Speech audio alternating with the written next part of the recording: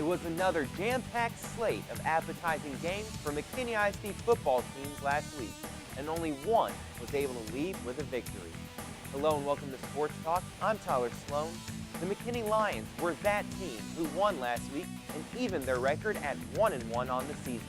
A thrilled Jeff Smith is here to report on his Lions' key non-district victory. Points were abundant in losses for both North and Boyd. Mike Fetchy and Don Drake join us to marvel at their offensive success and contemplate defensive shortcomings. We have highlights all over the place. You won't want to miss it. Next on Sports Talk.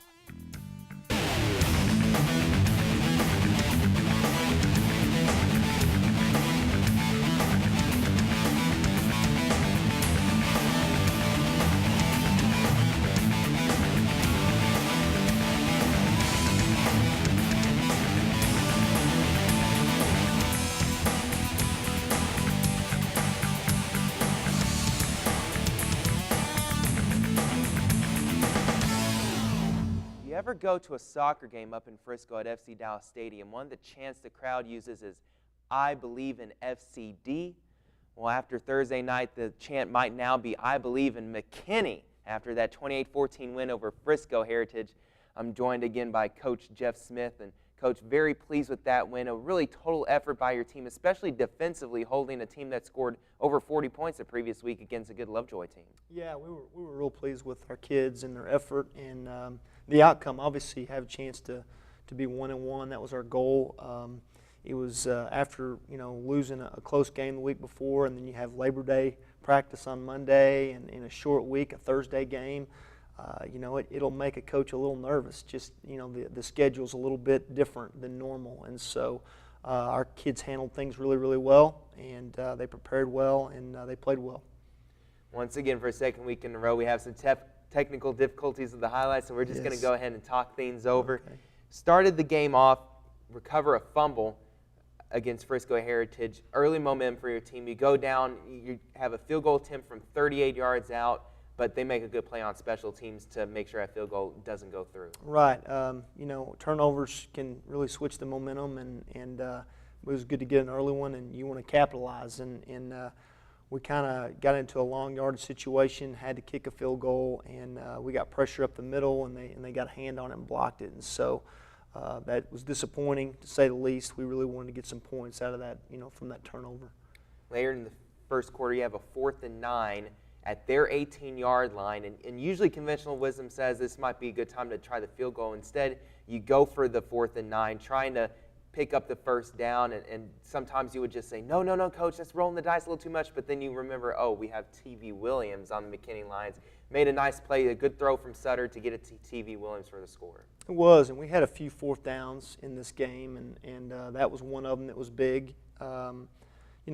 We believed in what we called as far as the play call. We felt good about it. Coach Jordan did, and we felt like our kids could execute it, and so we did it, and we felt like we needed to score. We really needed to kind of get on the board and push the issue a little bit, and so, TV made a heck of a catch. Brian made a great throw. The offensive line on that play executed really well and got on their blocks, and it was a nice crease, and it was, a good way to get on the board.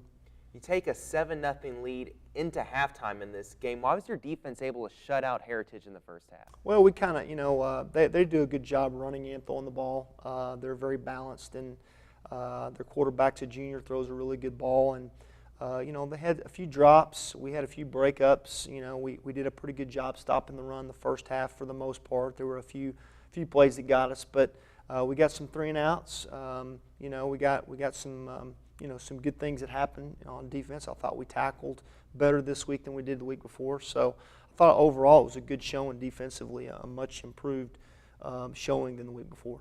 Heritage does start off the third quarter with a 13-play touchdown drive. They tie the game at 7-all. You answer right back with Antonio Oliver, a 19-yard touchdown run, and he had a really good game in the stat line. He finished with 27 carries, 189 yards, and that touchdown.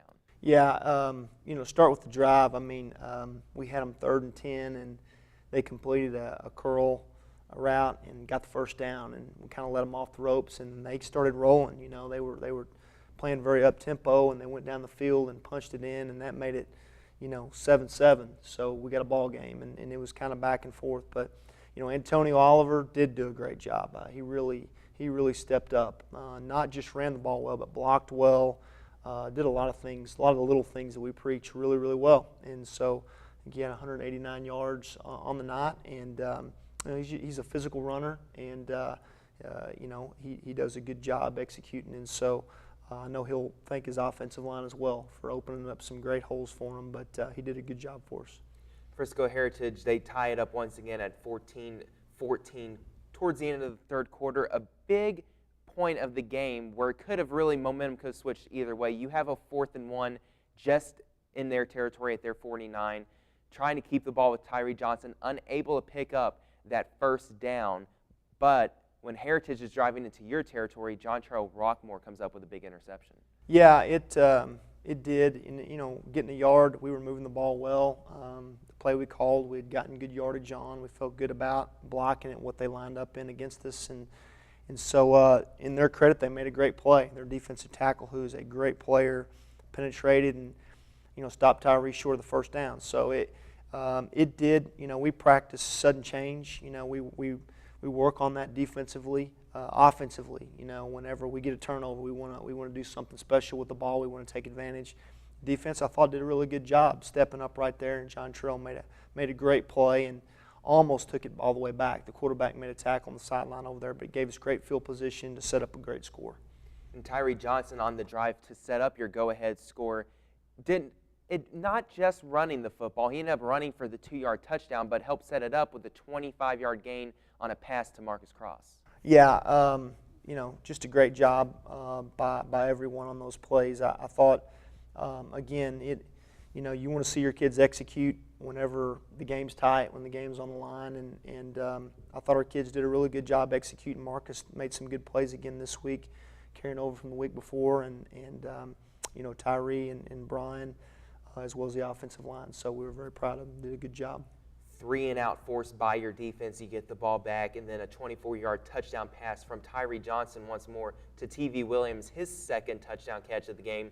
That puts you up to 28-14, and then you seal the deal. Another Rockmore interception, this time with your back against the goal line. Heritage driving with a 1st and goal.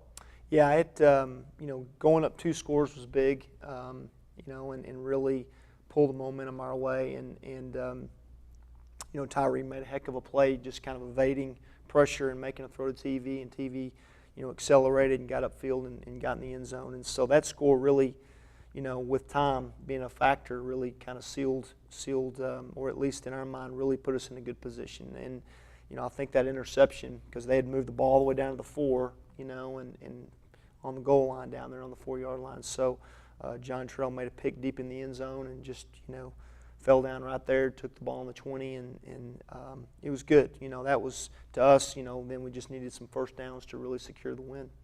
This game really came down to just the 4th quarter. It was tied going into that 4th quarter, and it came down to which team was going to execute better on both sides of the ball. And one thing your team did well was force a few takeaways against Frisco Heritage. Your team did not turn the ball over once in this game. Big step forward moving on to the previous weeks, because last week you turned the ball over some. Yeah, right. And that's something that we talked about all week long, and we will continue to talk about, because turnovers are big no matter what level, and it hurt us last week. This week it helped us, that we forced some and they had some turnovers, and we didn't have any, and that's a big factor in the game, obviously. And so having our kids make plays down the stretch was big. We needed to make plays, and we had dropped some interceptions. We didn't get it in the end zone at times early in the game, and you kind of felt like we're running out of opportunities here to capitalize. If we don't start cashing in, we're in trouble. Kind of like the Cowboys did, last night. It seemed like, early on we just couldn't, all those turnovers, we couldn't cash in. And so, we finally did in the second half when it mattered, and in the pressure part of the game, and that's a good sign when you see your kids do that. So it was a good sign to see the turnover ratio go our way. You play Irving Nimitz next week. They're a team with a 1-1 record, just like yourself, and you get a couple of weapons back moving into next week. Yeah, we do. We get Tommy Candela coming back next week, and Dalen Willis both, and both the returners, and we're good to have them. It's going to be great to have them back, and other kids are excited to get them going again, back in the mix. And it's going to give us a few more weapons and a few more options of things that we can do offensively. I know that excites Coach Jordan and our offensive staff, and so that's good. And I know it does on defense too. One of the big factors I thought last week was just the time of possession. We had the ball for a little over 30 minutes of the game, and as a defensive coach, that's exciting. You like to see that, being able to control the clock and control the ball and keep the defense off the field a little bit. The week before, we were on the field a little bit more, and so that was a good thing. But we're excited to have those two guys back, and we're excited to have a full 5 days this week to prepare and get ready for Irving Nimitz. They're a good team. They're 1-1, and so we're going to have to play well. The strength for Nimitz we were talking earlier about is really up on the line of scrimmage. They have a lot of size on their team. How do you deal with so much size? Well, they are big. They're on both sides of the ball, offense and defense, and they've got some great athleticism in some key spots. We've got to work on our leverage and our pad level and stay low and really work on our gap control on defense. And we've got to commit to stopping the run this week because they do that well. And then on offense, same deal. We've got to control line of scrimmage. I think they're physical. They run hard to the football and are athletic. And so we've got to stretch them vertically with the passing game, and we've also got to control line of scrimmage and run the football to set up our play action. And so we've got some work to do. We're not there yet. Every week we want to continue to improve as a team, and it's not as much about them as it is about us and executing and doing what we need to do. And I feel like if we do that, we have a good chance. Coach, thanks again for sitting down with us today, and good luck with you with that game Friday night against Irving Nimitz. Thank you. Again, that game will be a home game for the McKinney Lions at Ron Post Stadium Friday night against the Irving Nimitz team. Both teams looking to go 2-1 on the season. McKinney Lions hoping that their win column will have the 2.